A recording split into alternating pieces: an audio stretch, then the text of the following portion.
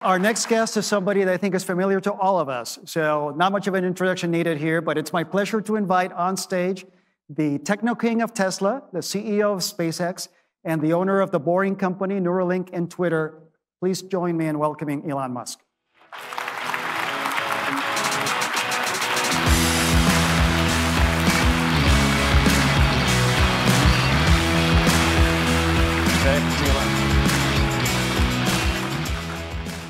Elon, it is really a pleasure to have you here. Yeah, thanks for having me. Yeah, thanks for joining. It was funny. History kind of repeats itself. The last time you spoke with us, my predecessor, Ted Craver, was in the role that I'm in now, and he got to interview you, and so now we're kind of New Orleans, repeating history here. And I was reminiscing with you. I think the last time we saw each other, SCE had just done a large deal for storage at one of our substations. So you were kind enough to host me at SpaceX. A great conversation, but I have to admit it was pretty cool sitting on that mezzanine cafeteria looking down at the rocket fab. So thank you for that. Well, a lot has happened at Tesla over the last few years, and you've gone from delivering 50,000, 50,000 cars in 2015, more than 1.3 million cars last year. That's a whole lot of growth. And so you look back over these last 8 years since we chatted with you last. Is faster or slower adoption than you expected? Any big surprises that you weren't expecting?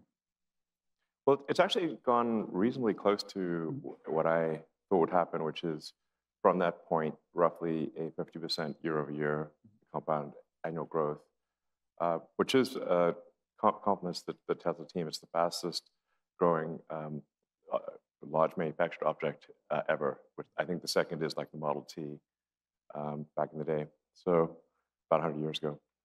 So the Tesla team, I'm very proud to work with them. They've executed incredibly well. And we anticipate something close to 50% growth to continue. So that is very exciting. And it means that we should expect electrification of transport, especially passenger vehicles, quite quickly. Because the normal human instinct is to extrapolate on a linear basis. But really, if you look at the curves, electric vehicles are growing exponentially. So I think that's great news for those in the room. You have a lot of customers. You have a lot of EV customers already, and soon you'll have many more. Forgive me for waxing on a little bit here, but I sometimes ask, well, when will EVs be most of the cars? The important thing to remember is that you've got 2 billion cars and trucks out there. So, and about 100 million per year new vehicle production, which kind of makes sense. There's sort of a life of about 20 years before a vehicle finally goes to the scrapyard. So even if 100% of electric vehicles were, our new vehicle production was electric today, it would still take 20 years to replace the fleet. So just important to bear that in mind. Percentage of new vehicle production versus total fleet. But I think we're moving quickly to the point where probably half of all new vehicles made will be electric. And I think that's likely to happen, I think, before the end of this decade. But then there's still, call it another 20 years beyond that before the fleet really becomes majority EV. So. Yeah, and it's interesting because as we've done the analysis for California, right, we have an executive order that calls for all new vehicle sales being zero emission by 2035. That's in line with the forecast that we've had in our own scenario analysis. That still puts us at about 3/4 of passenger vehicles being electric in 2045 when the state gets to net zero. I mean, I could be off by a little bit, but. I think that the larger point is that demand for electricity is going to be extremely high. Yeah. So I hope this is good news. If you just do the rough back of the envelope math, you need to roughly triple electricity to get to a fully electric economy. roughly a third of power is electric, and then these are very rough numbers. Roughly a third is spent in transportation of various kinds with fossil fuels or hydrocarbons, and then roughly a third is heating. So even assuming the sort of current economic usage, electricity per capita being constant, you're looking at roughly a tripling of electricity demand. So it's really going to take a tremendous effort to address this demand. This is sort of, I think, very, very good news for those producing electricity, but also entails a tremendous amount of work ahead in new production capacity and production capacity that is as sustainable as possible. Well, I mean, it requires a whole system to be ramping up. It's you are dealing with the storage side and the vehicle side and the charging side, and we'll talk a bit more about that in a bit. Yeah, we have the wires, but we need support from all across the economy. Right? Absolutely, it's really very much a joint effort. I think it's a very positive future for the producers and distributors of electricity. Really couldn't ask for a better, a growing market that's going to grow in a better way than this. But it is a tremendous amount of hard work, as everyone here knows, to actually put that generation in place and then transport it to where it gets used, and then dealing with the peaks and then taking advantage of the valleys of power production. I mean, that's really where, like the Tesla Megapack that you're just alluding to, is actually incredibly helpful. Is in sort of peak shaving the grid, basically charging up when you have excess power production, and then releasing it when you have insufficient power production or you want to peak shave. It's I really believe that stationary battery packs are absolutely the way to go, it is actually the fastest growing portion of the entire Tesla business. So so our vehicles are growing 50% a year, but our stationary storage is growing at 200 to 300% a year. So it's really, it's really a big deal and can be really helpful. But it's just obviously it's a battery at scale, and it buffers electricity. If you need electricity buffered, then that's a good product. Well, and we'll get back to the electric vehicle side in a minute, but I remember when you and I spoke a number of years ago, you already had that vision of global electrification. Yeah. And I think you've positioned your company, right, with storage piece, with solar, so this integrated view of where the market is going and how Tesla fits into it. Yeah. Yeah. Well, there's fundamentally three pillars to a sustainable energy future. One is sustainable energy generation, which is solar, wind, hydro. I'm actually, a fan of nuclear, good old fission. I think it's underrated. I agree. I mean, we could easily supply all of the world's electricity with fission, but people, I don't know, sometimes their understanding of physics is not amazing, and so they get scared of things they shouldn't be scared of. So I'm very much pro. Anyway, it's basically any electricity where you can say, okay, this is not going to meaningfully change the chemistry of the climate and oceans, the atmospheric oceans, and so anyway, so you've got sustainable electricity generation on one side, then you've got stationary batteries as the second pillar, which is needed for any kind of intermittent electricity production, and by its nature, solar and wind are intermittent. So batteries and solar and wind go together extremely well. And then the third pillar is electric transport. So get all three of those pillars going, and we have a sustainable future as long as the sun shines and the wind blows, which is going to be a long time. Well, I think this idea of having a balance across these resources, it takes a lot of tools in the toolbox. Let me get back to electric vehicles, though, because I'd love to go a couple levels deeper here. Sure.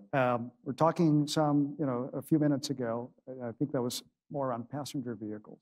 But let's talk a bit about bigger ones. So, we're all excited to see the first Tesla semi-trucks on the road in California.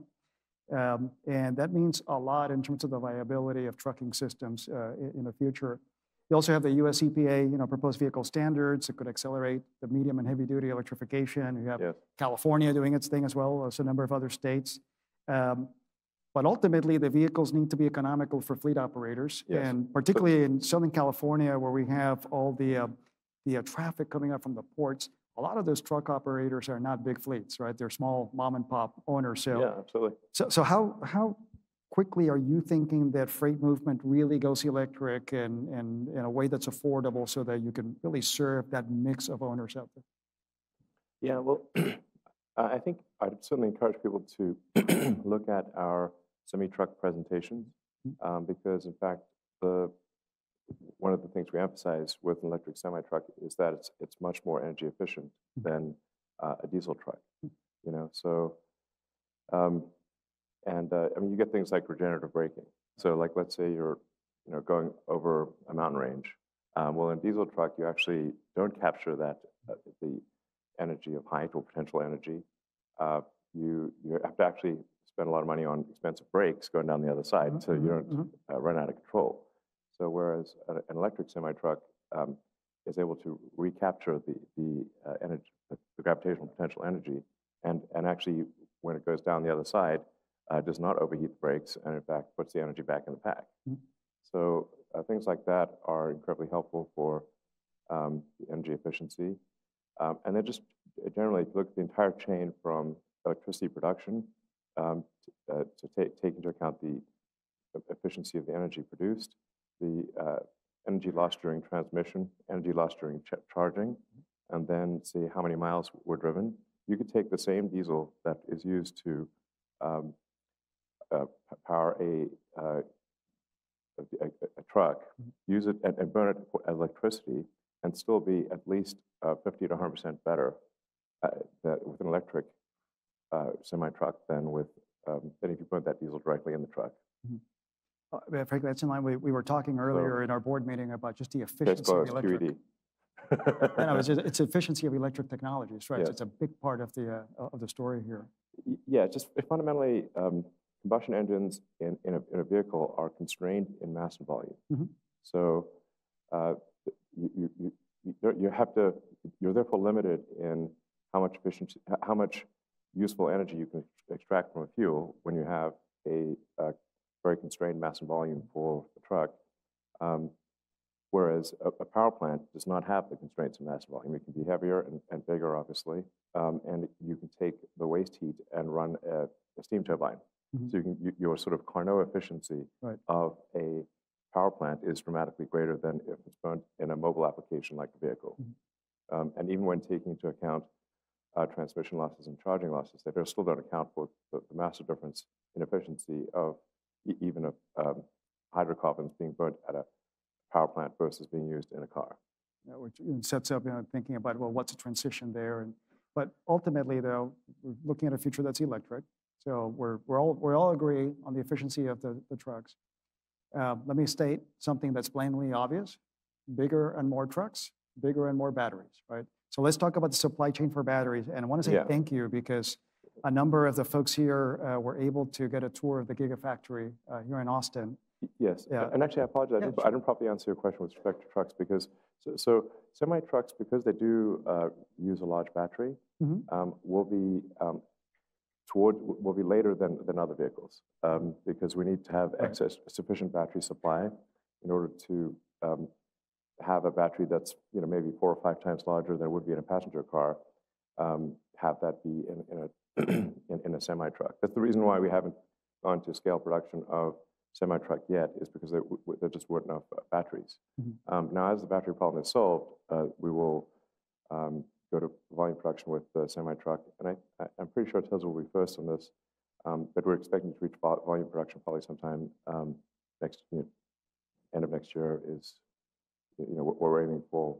And again, it's not going to be overnight all the trucks become electric, because you have to reach a certain percentage of new semi-trucks built, then replace the fleet. The fleet is at least 10 years old in semi-truck case. And so, but I think it probably gets to 50% of new semi-trucks built within probably 3 or 4 years, maybe 5 years. And then it's another 10, 15 years before you see most trucks be electric. So that's, I don't know, depending on your perspective, that's either really soon or far away. Or a little bit of both, right? Yeah. So that helps get a sense of the time scale here. I think one level deeper though, and when you think about the actual underlying challenges in getting that battery scale. Again, a gigafactory here seems like it's a great advancement in terms of the manufacturing side. Yeah. But then how do you think about the supply chain behind that, the rare earth materials? Are you thinking about different chemistries over time or other ways to make sure you're getting the supply of batteries you need for that kind of scale growth? Yeah, so the raw materials are not really an issue here, especially when you consider iron-based cathodes. So we think probably most of the batteries made will be with an iron cathode. Iron is extremely common. It's actually the most common element on Earth by mass is iron. Second is oxygen. Everything else is in the remaining roughly 38%. So we have more iron there. We're basically a rusty, well, that's what Earth is. Iron oxide, iron and oxygen. Iron and oxygen and some silicon and a few other things. But it's funny that Earth is by mass almost 2/3 iron and oxygen. So we're not going to run out of iron, that's for sure. Right. And especially for stationary storage, where mass and volume are not that important, an iron-based lithium-ion cell. So the thing about lithium-ion cells is like it's a lot of talk of lithium, but actually the lithium is like the salt on the salad. It's not the salad itself. So the costs tend to predominate, and certainly the mass of the fact predominates in the cathode, which is it's going to be a metal, and the higher energy chemistries tend to be nickel, and then the lower energy density chemistry will be iron. So you'd use nickel for kind of long range stuff where mass and volume really matter, and you'd use iron where it's less important. So medium range cars, stationary storage, iron, long range cars and aircraft would definitely be nickel. Interesting. So, well, let's talk about how we actually charge all those batteries. And again, back in 2015, you described the need for fast charging to help long distance travel work, even as most of the charging we think ends up happening at home. So you built a supercharger network. I think it's still the benchmark in terms of public EV charging out there. You've made some really big announcements recently. It's been fun to watch with Ford and more recently with GM. Just curious, why are you opening up the network? How do you see this creating competitive advantage and working with others? Well, I don't know if it is a competitive advantage, but it might be actually competitive disadvantage. But the purpose of Tesla from the beginning has been to accelerate the advent of sustainable energy. And so, and I've been very clear with that. Even when we went to IPO, I said, hey, look, some of the things we do may not be, super profit maximizing, so don't invest if that's a problem. I encourage people to sell their stock if that's a problem. On the other hand, we'll make up for it with some epic products. So I think on balance, we'll do okay. And we went public at, I think, one point, roughly just over $1.5 billion. So it's improved since then. A bit, yeah. Made some progress.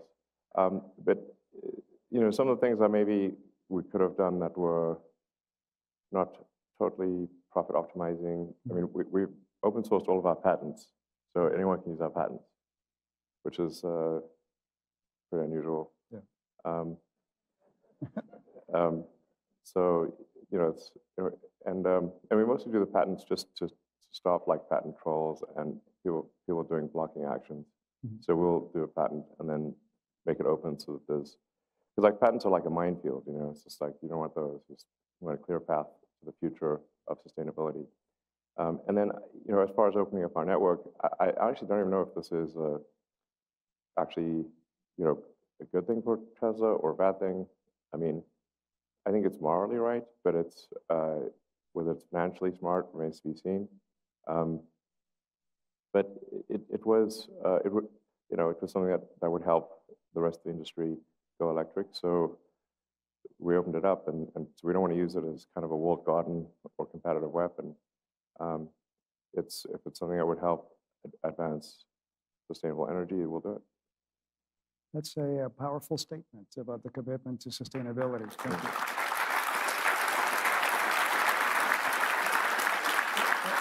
I'm curious, Elon, in taking that step, might it also influence how you think about the evolution of your own charging network? So, for example, I think some of the other charging networks might have higher, voltages for fast charging. Is that something that you think would then lead you to migrate towards that, or do you think you're in the right sweet spot? Well, it depends on which cars we're talking about here. There's a maximum rate at which you can charge a pack. So, once you exceed that rate, it's not relevant to that particular vehicle. Our latest superchargers will do over 300 300 kilowatts, I should say. 300 megawatts, that'd be impressive. 300 we had to go back to some more planning if it's exactly. It's a big cable or very high voltage. We just crank it up to 1 million volts. Look, it's the same cable. We'll start working on that. It's an electricity joke. So, if you, that I squared R heating is can really get you, but you just crank up the voltage. So, at 350 kilowatts, you really are exceeding the rate at which almost any battery can actually charge without damaging the battery. So, I think we'll be fine on that front. Our voltage for a long time has been roughly 400 volts, plus minus 30. And with the next generation, we're doubling that to be 800 volts. So, it's not as big a gain as it may seem, but it's it's slightly better. So, our superchargers will be able to operate at either 400 or 800 volts, and just impedance match to whatever the vehicle is that's wants to be charged. Well, again, it's a really fascinating move, and it'll be interesting to see how other OEMs, approach the Ford and GM announcements. Yeah, like I said, we're really just trying to do the right thing here, and it's clear with Jim Foley and Mary Barra that we will support GM and Ford cars on equal footing. No, special status for Tesla vehicles and that kind of thing. It's got to be fair. So that's our commitment. We'll stick to it. Sounds like it's in line with making your patents open source, right? Yeah. Well, all of those chargers are going to drive the need for a lot of infrastructure on our side of the grid. Yes, I can't emphasize enough. We need more electricity. However much electricity you think you need is more than that is needed. I assure you. If you're thinking, should I build this incremental production capacity of electricity? Yes. Definitely. So you have a room as fast as possible. Amen. So you have a room full of folks here. Some of folks are, members of EEI, regulated utility folks. There's suppliers here, vendors. It's a whole community that's needed here to make this happen. We also need the support of government, right? And so it's been exciting to see the IRA funding. We're talking about this earlier today. IRA, IIJA, transformational for the U.S. Yeah. But we still need more help, right, in getting permitting and siting reform, for example, to get the steel in the ground. I feel the same way. Yeah. Like it's we're like practically making construction illegal in this country, and especially in California. No offense, like I lived there for a long time, and I still spend a lot of time in California, FYI, and I'm still pro California. Not easy sometimes. Remember, I am a Californian. Be nice. No, I mean, it's, even then you know what I'm talking about there. It's being recorded. I mean, try getting a permit to redo your kitchen in LA. I mean, it's a friggin' ordeal. But honestly, but you know what? But Elon, it is really something we're all dealing with across all states. It's federal permitting. It's state level. I know. It's like we're just like, Gulliver's Travels, and each one of those regulations by themselves maybe not so bad, but it's like you've got 1,000, 10,000 little strings, holding the giant of America down, frankly, from a regulatory standpoint. So that's one part that we need to solve, and I appreciate Tesla's engagement in policy space, which you've done. Yeah. There's another part of this, though, which is the collaboration between utilities and our customers, whether it's Tesla or somebody else. I was out in Barstow, California recently, SCE territory, and I was seeing the upgrades that our team was making to accommodate the large supercharger station. Because, Barstow, for those of you who don't know, smack between the drive between LA and Las Vegas, right? So popular spot for charging. Yeah, I've charged there. So I think this one was going to open, right the following weekend or something. So some of these superchargers are like major power draw, serious. Right. Yeah. And so, they are, and that means we need good collaboration. One of the things that EEI has done is reach out to the customer community, whether it's charging companies, whether it's large fleet operators, to get that collaboration. But I'm curious from your perspective, what more do we need to be doing to collaborate better with you and with the OEMs and, with, frankly, your charging competitors? Because we need everybody to get this ecosystem going. Well, I guess anything we can do to make things go faster would be great. It's obviously it's not all in your hands. There's a lot of permitting and whatnot that has to happen. But I really can't emphasize enough. We're at I think a very exciting juncture for electricity providers, which is that the demand for electricity is going exponential, and will, like I said, roughly triple from where it is today to get to a fully sustainable economy. So I think I would just be cautious about extrapolating from the past, because the future is not like the past. The future is a massive increase in electricity demand, and it's going to take everything we've got to just keep up with it. So I think speed, just figuring out okay, how do we move faster? How do we have faster deployment of electricity? And that's everything matters, from generation to transmission to the local substation. And I understand there's quite a long lead time on step-down transformers. So, man, I hope Tesla doesn't have to make those too. Look forward to it. We need more of them. Yeah. Well. I mean, my challenge to the Megapack team is okay, guys, look, let's try to get it to where you just take the big cables, the power cables, and you just plug them in. No substation. That'd be sweet. You just take the big metal wire and clamp it down here, and you're done. We might have our engineers talk a little bit about that. I mean, it's totally doable. If you don't go too crazy on the voltage, it's totally doable. You do start having these can't have the wires too close together because of arcing limits and stuff. But generally, if they look at Megapack deployments, one of the limiting factors is the substation equipment to do voltage step up.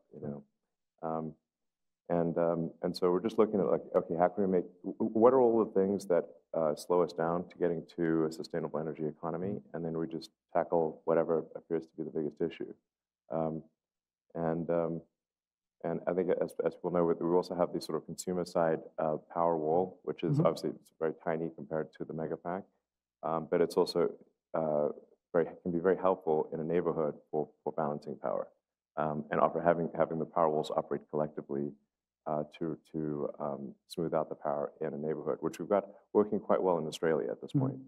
And I believe we've got some test efforts in California as well. No, in fact, we do with SCE, virtual power plant efforts. I think PG&E has some as well. That's a good transition to where I wanted to go next, which is when you think about that interaction with the customer.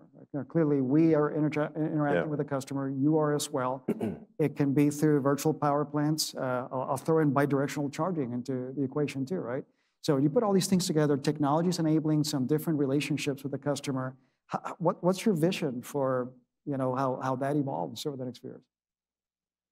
Well, like I said, I can't emphasize enough that we're just going to hit constraints on electricity production and transmission en masse across the board. So that's why I'm like, I know obviously it takes time to plan for and permit and build a new power generation plant, but that's why I'm encouraging everyone to start now. I'm not sure what your plans are for future electricity demand, but it's going to be, I'm pretty sure it's going to be much higher than what you currently think. Electricity demand is going to be, well, I mean, it necessarily must be 3 times what it is today in order for us to have a sustainable energy future. So that means power plants, transmission. I mean, there's obviously some I think there's to some degree we can improve the power throughput of some of the lines by jacking up the voltage. May require separating cables a bit more, but and obviously you need the step up, step down transformers. Different cables too. So we have an area here called the Hub with a number of companies that have different technologies. We had Bill Gates join us yesterday, and with a number of the companies that Breakthrough Energy Ventures is supporting. One of those was a company that's making a cable that can carry a lot more capacity, right? So I agree that all those technologies will be important. By the way, as we do the analysis for California-wide, we do see a future where California gets to net zero in 2045. And it's not quite fully electrified. It's mostly electrified, right? But there's other tools in the toolbox. And that's at least a 60% increase in load, whereas load has been flat for decades now. So it's coming. We agree. Okay, so I think that's basically it will be much more load than that. It may be. Yeah. By like a lot.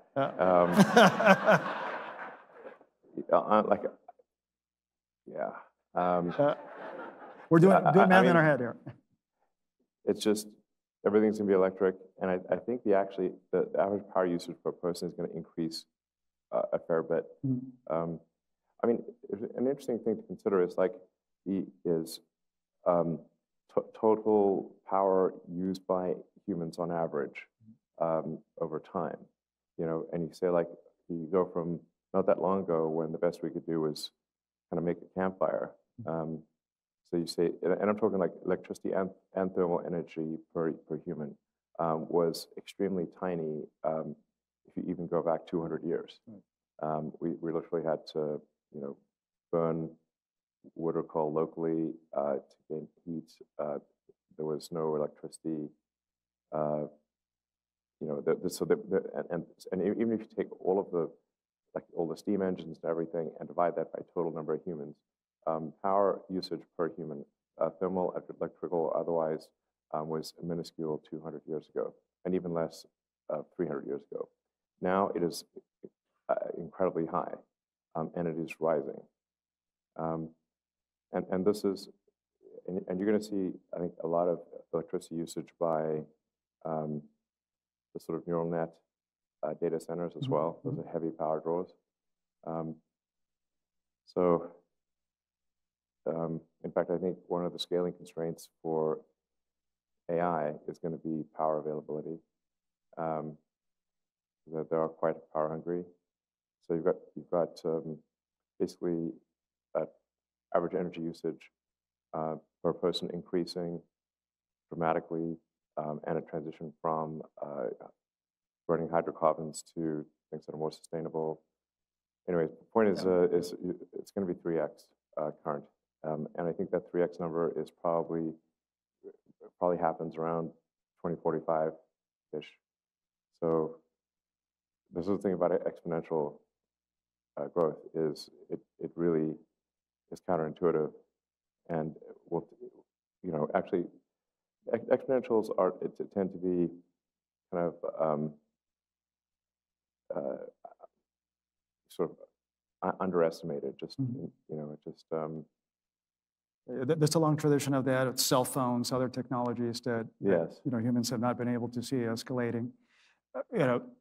This brings up a different question area around some of the other places where electrification is going to play a role. So we spent a long time talking about cars, but building electrification may be another important tool to help reduce emissions over time.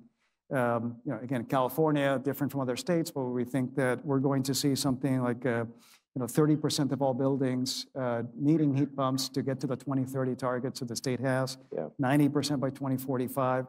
How much focus are you putting on the building side of electrification right now, and is that a place where you think Tesla might go? Well, I mean, we have the Powerwall, but that's somewhat more of a supports it. Yeah, that's like for homes, homes and small businesses. It's Powerwall. We would certainly appreciate support from utilities with bringing Powerwalls online. And one of the selling points of a Powerwall is to give the homes like some amount of protection against brownout, blackout type of thing. But sometimes we do get some pushback from utilities about enabling a sort of cutoff switch, because if you don't cut off power to the grid, if the grid loses power, then it's pointless. You just end up, say, if you got pushing electricity back onto the grid, and it's kind of pointless. It doesn't work. So we would appreciate some support in approving and installing the backup switch, which really just enables homeowners to have power if for whatever reason the grid's down for some reason. So that would be most appreciated. And we'll continue to engage in that. Also, from the utility side, want to make sure we're managing safety, reliability issues, but it's making sure we're understanding the technology and engaging with your team to work through the details. Yeah. So, but I mean, it can be pretty helpful. And then, like I said, the Powerwalls, operating collectively can help to stabilize the grid in a particular neighborhood.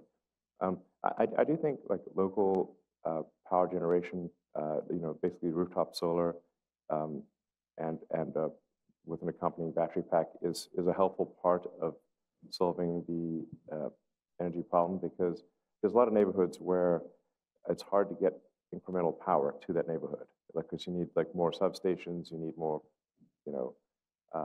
overhead wires, and then, in a lot of places that can be extremely difficult to achieve, because just from opposition from people not wanting additional electricity wires overhead and not wanting to expand substations. So it's sort of a solution to this is where local solar and local storage helps alleviate some very thorny situations where you just can't. It's extremely difficult to get more power to that neighborhood.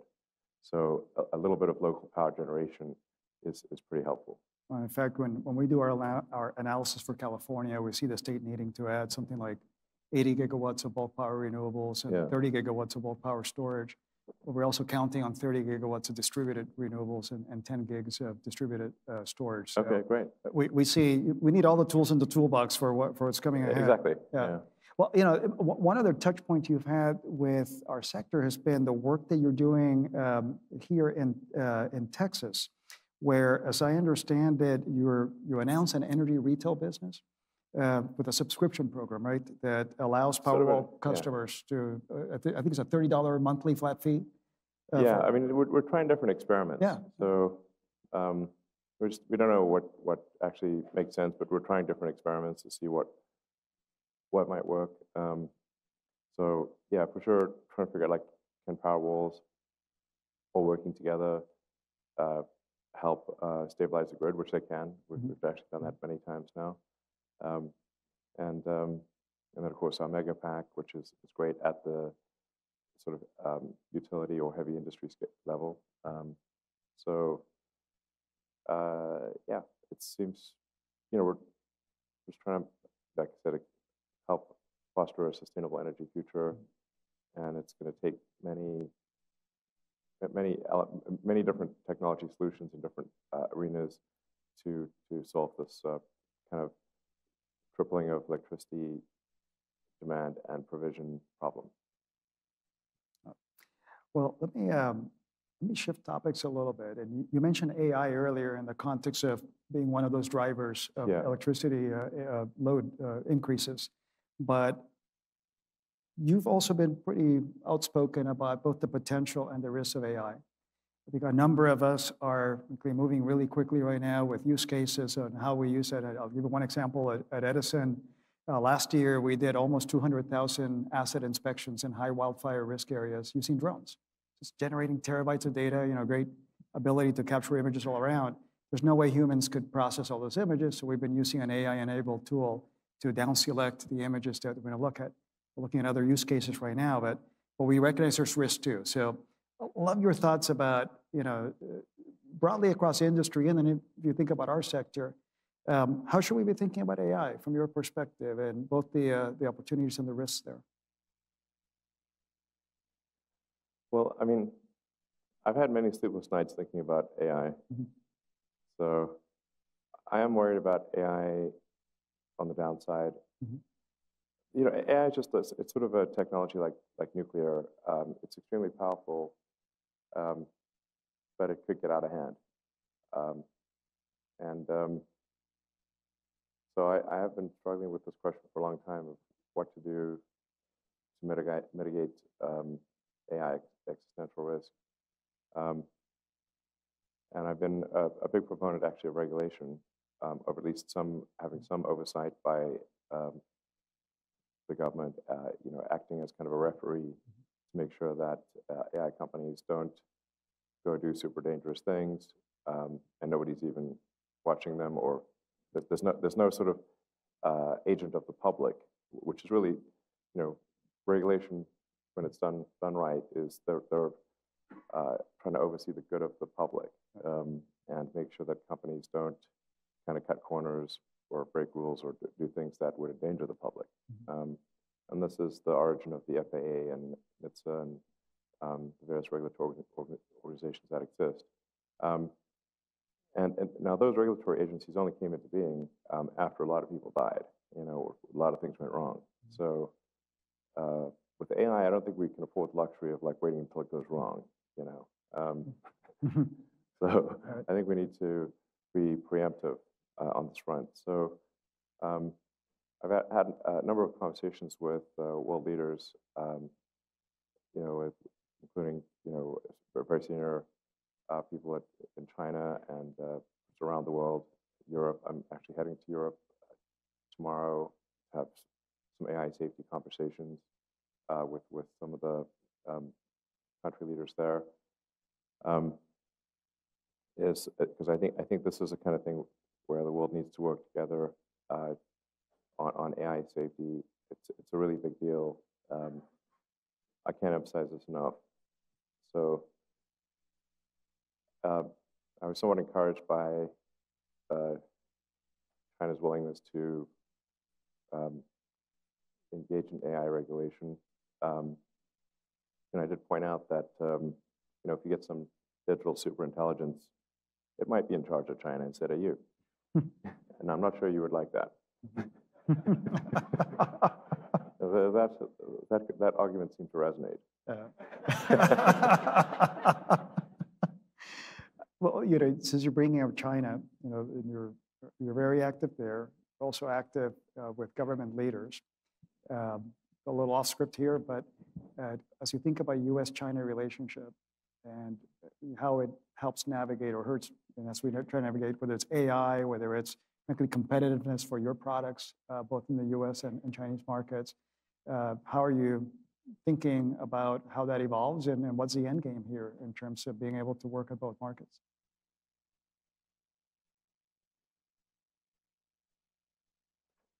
I don't know what the end game is, but I can say the mid game is going to be spicy.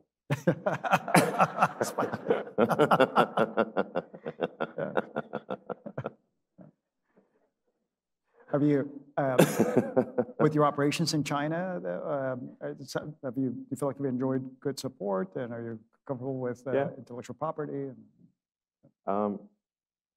Yeah, we've actually gotten very good support in China. Tesla has the only fully foreign-owned car factory in China, and we do very well in the domestic market in China. And our Shanghai factory is our highest performing factory globally. So it's a very impressive team that Tesla has in China, and the work ethic there is incredible. So, I think it's going to be an interesting future. We are entering a phase where the U.S. will not be the biggest economy in the world. And there's nobody alive today who can remember when the United States was not the biggest economy in the world. So it's going to be a little probably discomforting at first to a lot of people to have China be probably 2 or 3 times the size of the U.S. economy. So it's already higher than the industrial output, manufactured output is already significantly higher than the U.S., and that will increase. And they've had a significant investment focus in electric vehicles. Yes. China is actually, of any large country, the most forward-leaning with sustainable energy. So they have massive solar projects, wind projects, and have done the most with respect to electric vehicles of any large country. Of smaller countries, Norway is the leader, but for any very large economy, China is by far the most forward-leaning for sustainability. Well, let me pull up from Tesla, and you do have a few other places where you spend your time. Yeah. Again, I mentioned in introducing you, but SpaceX, Twitter, Boring Company, Neuralink, which is really exciting. I saw you at some approvals recently. We're offering free brain chipping as you leave the conference. Can I suggest a few folks to go first? Sit right here. You won't feel a thing. Joking aside, you're making a personal choice to spend time across these. Is there a common thread in terms of mission across all of these? And what excites you most about your portfolio? Well, I mean, the aspiration with these various things is to maximize the probability that the future is good for civilization. So it's the future is just a set of probabilities. Like we don't know, for sure what's going to happen. But to the degree we can shift the probabilities towards a positive future for civilization, I think we want to do that. And to me, this is really just, if you're sort of long-term thinker at all, this is naturally what one should want to do, because how can we really exist in the absence of civilization? I mean, you can see what it's like. Just watch, Naked and Afraid. That's when you don't have civilization. It's civilization pretty great.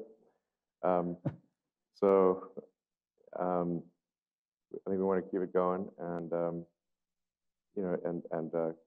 keep advancing civilization.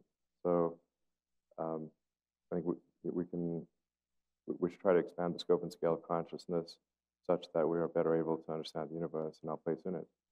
So I would call, my philosophy a philosophy of curiosity. And while we will all die as individuals, civilization can continue, in theory, for a very, very long time, millions of years or more. So we should try to make sure that happens. So these various things that I'm doing are trying to shift the probability of the future being good. Now, I hope it may turn out that some of these things, the road to hell is paved with good intentions. So hopefully, those good intentions do not translate to something bad. But I think the road to hell is mostly paved by bad intentions. Once in a while, there's a good intention paving stone in there. But the intent is to maximize the probability the future is good for civilization. So in the case of, say, Neuralink, it's like, well, how does that affect things? It's like, well, if we are to link the sort of the path of the AI to human will, then what could act to impair that linkage? And we're getting pretty esoteric here, but one of the issues is the bandwidth between your cortex and your computer or your AI, the AI extension of yourself. And if that bandwidth is too low, then the computer will simply be bored. You will, as bandwidth gets very low, you effectively have a very thin straw between yourself and the AI extension of yourself. Now we're already cyborgs when you think about the fact that your phone and your computer are an extension of yourself. Mm-hmm. And probably, I think most people, if you forget your phone somewhere, it's like having missing limb syndrome, Yes. And then you're like sort of patting your pockets, and it's like the phone is basically an extension of yourself. Starting with, you don't know anybody's phone number anymore. Yes, right. Exactly. I had this like nightmare, like where I was stuck at a party and someone else had taken my phone, and so I had their phone, but I couldn't use it. And then they were like, "So, who should we call?" I'm like, "I don't know anyone's number." So Neuralink. So you don't even know who to call. Yeah. How do you? It must happen a lot. It's like you don't know anyone's number, and they've got your phone, and you can't call whatever an Uber or anything, and you're just stuck. So I like that idea of increasing the bandwidth between the computer assistant and the brain, but apparently we also need a safety lock to make sure we don't lose the computer in the process. Elon, this has been terrific, and I hope that it's not another 8 years before we see you here. Appreciate all the efforts you have, and frankly, the sentiment you provided around trying to improve humanity and recognizing that the collaboration that we have between our sector and your company is critical to helping humanity deal with climate. So thank you so much for doing, and please know we all stand ready to continue to partner to make this transition a real thing. Sounds good. Everybody, let's thank Elon very much. All right, thanks, guys. And thank you so much.